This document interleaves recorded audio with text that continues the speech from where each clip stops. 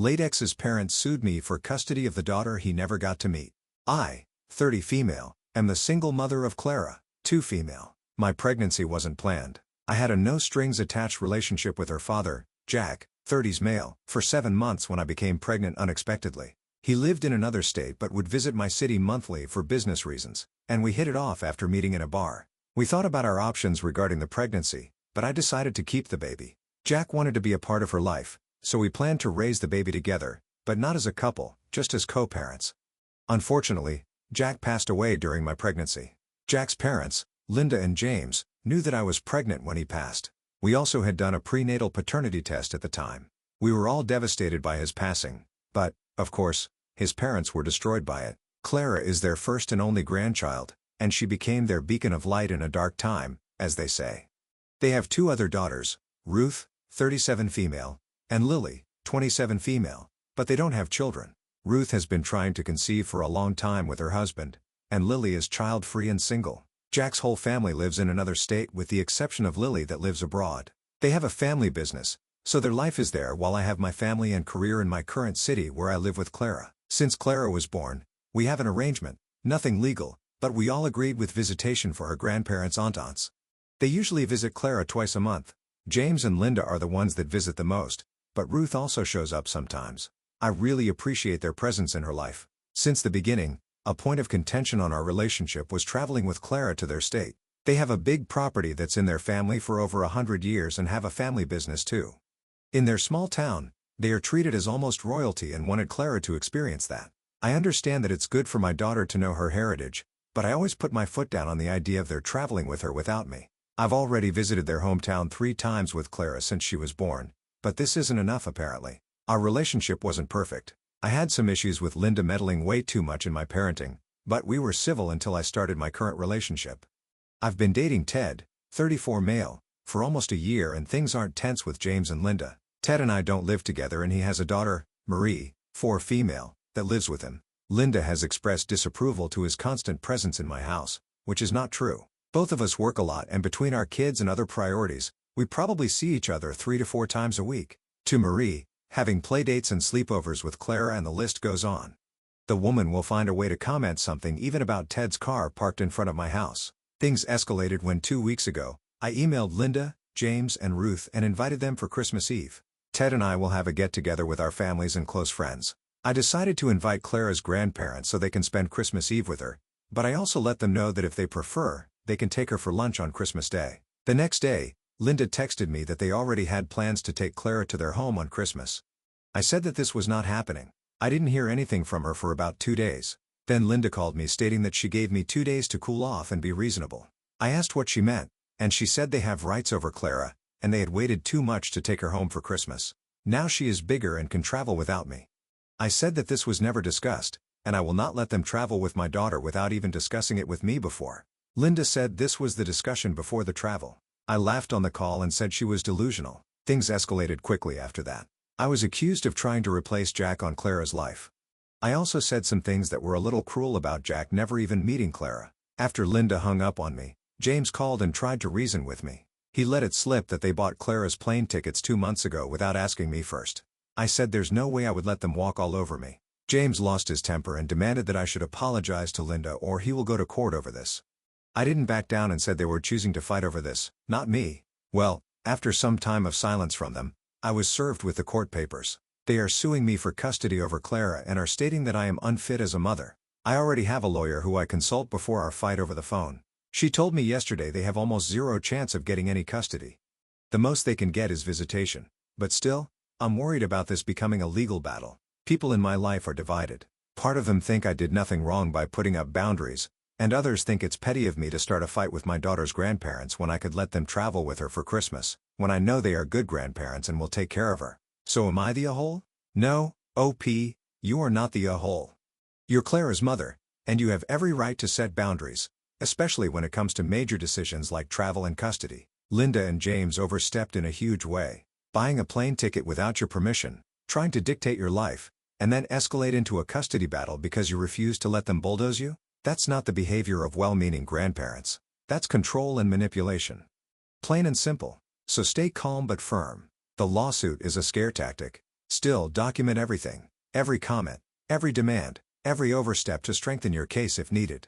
Also, make it clear that their access to Clara depends on respect for your role as a mother.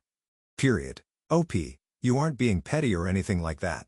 You are just protecting your daughter, which is what a parent is supposed to do. So good for you. And what do you guys think? Let me know in the comments section.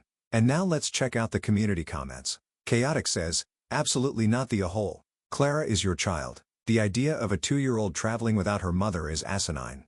You were very kind to encourage their relationship with your daughter. However, they are taking things way too far. They will not get custody. Do not allow them any contact with Clara. They want custody and may just take her.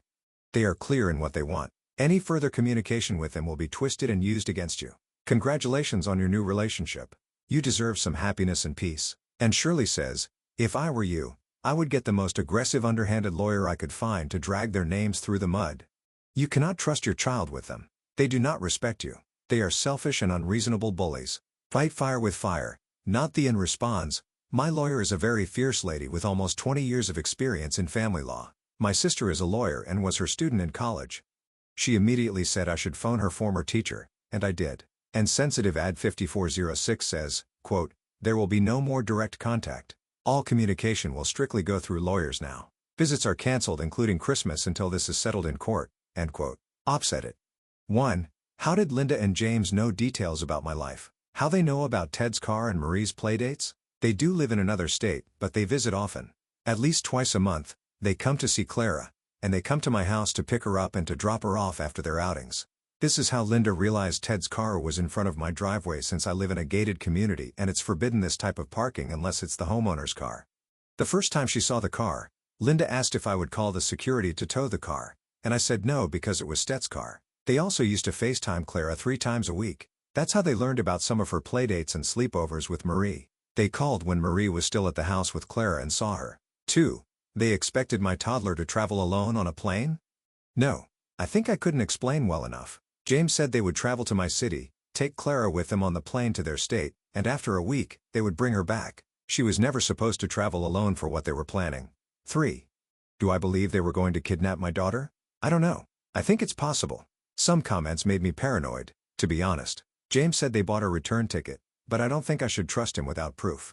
Their word means nothing now. Do I still have contact with them? No. My lawyer advised me to cut all calls, video calls with Clara, and only communicate with my daughter's grandparents through our lawyers. They are not blocked on my phone, but I will not receive any calls from them. If they text me or email me, I'll have it sent to my lawyer. Trust me, today was all about making an FU binder and documenting every little thing. Thank you a lot for the advice, guys. And don't worry too much. Clara and I live in a very secure community with cameras and armed security. Nobody will take her from me. Okay. Well, the community agrees that OP is not the a-hole, and it sounds like OP is taking all the right measures. So now let's move on to the update to see how this story ends. Hey, I posted my story here some months ago and was surprised about how this blew up fast. About the possibility of doxing, I talked to my lawyer and showed her the post, and she said that I could update if I keep the fake names and don't give up on personal details. Until now, nobody in my life has discovered my post, which makes sense since English isn't our country's first language. Having said that, I like to also preface that my grammar and writing skills on English aren't the best since this is my second language, but I was truly appalled about how many people attacked me for it. Some people said that I must be an alcoholic to commit as many grammar mistakes and that I deserve to lose my daughter for being a drunk. Anyway, a lot has happened since my original post. My life was really chaotic for some weeks and I felt that I couldn't celebrate Christmas the way I truly wanted because I was constantly worried about the custody lawsuit. I am relieved to say now that this is over. Also, to the ones worried about Clara, I thank you guys for being so gentle. Clara is healthy and happy. Luckily, nobody tried anything to take her away from me. Well, except for a custody lawsuit. After I made my post, I spent several days working with my lawyer, my family, and even with the home security company I hired to ensure that Clara was safe. All my security cameras were working and I had all the documentation needed for court. My lawyer and I prepared tons of documentation about me, Clara, and even got the backlogs of visitation in my gated community that proves that Ted has never spent the night here. My family were very aware about my fears of kidnapping and they made sure to always be around us. I tried my best to listen to my lawyer and many things you guys said we could do to ensure our safety. Not only that, but I talked to Clara's pediatrician, pediatric dentist, swimming teacher, Even my parents' church where Clara sometimes goes to the kids' classes. They are aware of the lawsuit and that nobody should give up information about Clara or me under no circumstances. They are all on the same page and are giving us support and being understanding. Some people also advise me to speak to Clara's aunts to know if they are aware of the lawsuit and the possibility that their parents could try to take my daughter. I was not so sure about how to do this. My lawyer said that I could try to communicate with them, but all via text or email. But before I could do this, Lily, Jack's younger sister that lives in Europe, texted me to ask if I had received Clara's Christmas gift she sent through mail. I saw this as an opportunity and wrote a text explaining what was happening with her parents. Lily said that she had no idea about the lawsuit or that they wanted to take Clara for Christmas and fly with her on a plane. She said that she would speak with Ruth and ask her about this since Ruth at the time was very distant from their family group chat. A day later, Lily and Ruth created a group chat to talk to me. They asked to have a video call with me. I said I had to talk to my lawyer first. My lawyer agreed to me doing the call if they let me record it to make sure nothing would be used against me. Both agreed, and we had a video call that was enlightening to me. Ruth apologized to me for being absent from our lives over the last few months. She was dealing with many personal issues, but had happy news to share. Ruth went through her third IVF round, and as of now, she is 22 weeks pregnant with her first child. She kept everything quiet, just Ruth and her husband Sam knew about the IVF proceedings and the pregnancy. She said this was because Linda used to put too much pressure and stress over her the other times they tried IVF. Ruth was distancing herself from things that raised her anxiety levels, and her mom was a main source of anxiety. Her pregnancy is good news but didn't surprise me since I knew she was trying for a baby. I'm happy she finally was able to conceive. Here, I have to explain that Linda is what people call a boy mom. She never got along with her daughters. I had an inkling about that, but since I was not close to them, I had no idea about how bad her relationship with her daughters was. They just seemed distant, and James was closer to their daughters. Ruth swore that she didn't know about the lawsuit until Lily called her the day before. That after this, she talked to her dad and to his best friend, who is a lawyer, to understand what's going on. She was surprised that James' friend didn't know anything about the lawsuit since he is usually the lawyer representing him. James, on the other hand, tried to divert the subject when Ruth asks, but she pressured him and eventually, he folded and told her everything. James claimed that he didn't want to sue me, but Linda's mental health has deteriorated to a point where he feared for her well-being. The only thing that could make her get out of bed was Clara and the thought of having her around. He ignored that this makes Linda the one who's not fit to raise a child, not me. His plan was to pressure me with the lawsuit in order to make me accept a better deal of visitation for them. They wanted more days with her and to be able to travel with her to their home multiple times a year. James never said that they wanted to keep her forever, but I don't trust his words. My trust is shattered. Ruth and Sam told James a new one for suing me over custody to manipulate me and for not forcing Linda to go to therapy. He claimed Linda didn't accept the idea of going to see a therapist as she is not crazy and said that she would not go under any circumstances. Ruth had to threaten James that if he didn't withdraw the lawsuit and get the help Linda and him needed, she will go no contact and resign from the family business. She was very worried about the idea of them doing the same to Sam in case she dies and their child is left with her husband. James kind of broke after this and caved to Ruth's demands. After my call with Ruth and Lily, I was under the knowledge that the lawsuit would be terminated. Unfortunately, in my country, from the December 20th until the January 20th, the courts are on break, and they only deal with emergency cases. Mine wasn't. Their lawyer reached out to mine to talk about the end of the lawsuit and about writing a visitation agreement that the family court would approve. We agreed to work on this, but I would only sign any visitation agreement after they had withdrawn their lawsuit for custody and only if they agreed to follow my rules. From what I know, after being pressured by her whole family, Linda eventually accepted to start therapy and she is seeing a psychiatrist and a therapist. She was diagnosed with depression and PTSD related to Jack's death. I know this because my lawyer demanded that her doctors had to put an evaluation of Linda's mental state in order on our legal agreement for me to accept a visitation deal with Clara's grandparents. I never said here, but Jack's death was sudden and violent. He was a victim of a robbery gone wrong. All of us were shocked about his passing, but Linda and James took the brunt of it. I always felt that they didn't mourn enough since they switched their attention to my pregnancy a few weeks after his passing, and I was right to think that.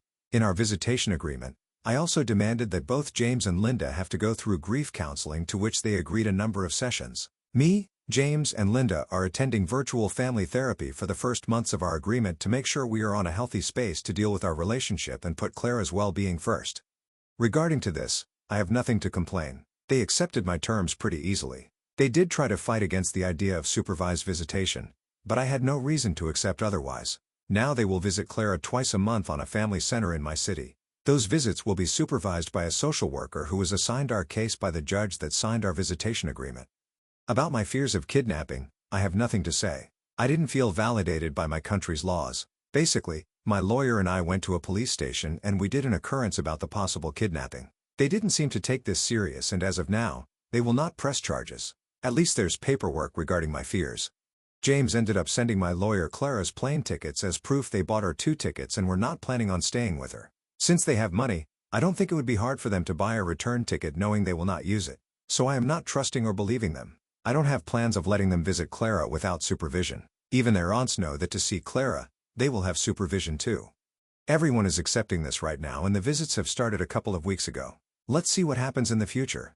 I also don't intend on traveling to their state or city in the near future. I am truly scared about the chances of them using their power to take my daughter, so I will not make it easier for them. Thank you again for the help and well wishes.